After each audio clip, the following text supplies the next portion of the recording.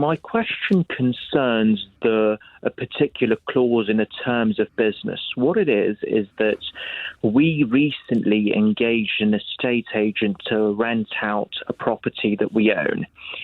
We signed their terms of business and gave it back to them, and one of the clauses in the terms of business is that if they deliver us an offer and we accept an offer... Imran, is the wording of the clause going to be important? And if so, do you have the wording? There's no point paraphrasing I do have the wording, yes. Go on, go for it then.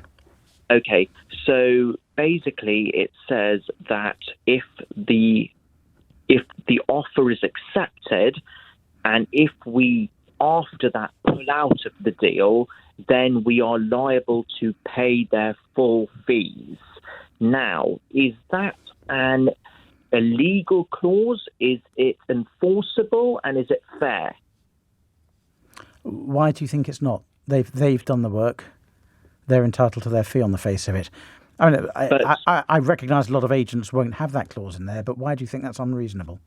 Well, that means that if you verbally accept an offer over the phone and next day, even before the tenancy agreement is signed by both parties, I pull out, I still have to pay. Forgive me, I hadn't realised it was a tenancy agreement. I assumed it was for the purchase and sale of a property for sale. No, a tenancy agreement. Right, that's different.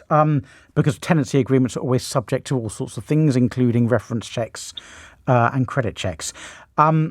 Just read me the phrasing again. Right, let me just get it. Right, sorry.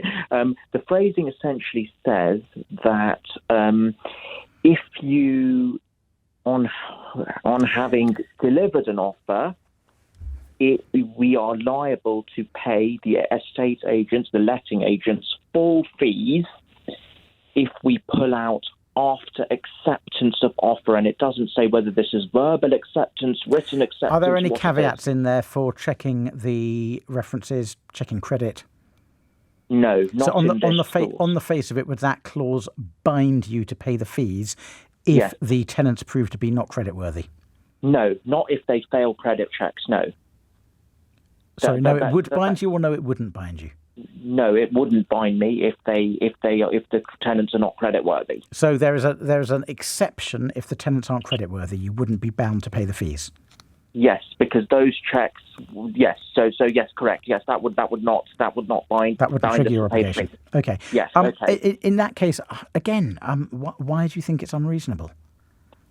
Well, normally because firstly, it's only a verbal acceptance of offer, not written, and secondly, it's before the tenancy agreement has been signed. Surely you should only be bound if you've signed the tenancy agreement, not because you've just verbally accepted an offer over the phone. But you wouldn't be bound to pay under that clause if the tenants pulled out and refused to sign. Yes, correct. It's only if we pull out. It's only if you pull out. I'm struggling to understand why you think it's somehow immoral or unreasonable for the estate agents, having done all the work. You think it's wrong for them if the rug is pulled out from under them by your decision, that they shouldn't be entitled to charge a fee. Because one can imagine that time. I'm not suggesting you're a time waster, Imran, but one can imagine time wasters might go into agents, estate agents, say, rent my house. They do a ton of work, incur money, incur salaries, incur listing fees, and then the house owner for a laugh says, just joking. Don't you think they should be entitled to their fee in that situation? Yeah, I see the point, but obviously, there's a small gap between verbal acceptance of offer and the signing of a tenancy agreement. And the question is, how would they enforce this? By the way, they'd have to go to the court. Yeah, they'd have to go to the small claims court. Right, because we're literally talking, a few £1,000s worth of fees, and it's then whether they want to enforce it, whether they want to take the prospective landlord to court and things like that. I would have thought. Yeah, have you offered them the chance to let it elsewhere, so they can get their money a different way, which can be a settlement? No, because have you taken it off the market? No, we the reason why we wanted to pull out is because we've received a better offer from someone else. Oh well, I'm not surprised they want their fees, Imran.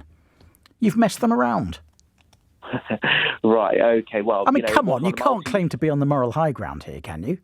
Yeah, no, it's that they knew it was on multi-let with different agents, and they were, Yeah, but you've messed them around. You accepted the offer, then you back down. You've messed them around, haven't you?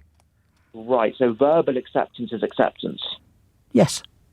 Unless the Right. contract says it's not, but I'm assuming if the contract said it's not, you would have pointed that out to me.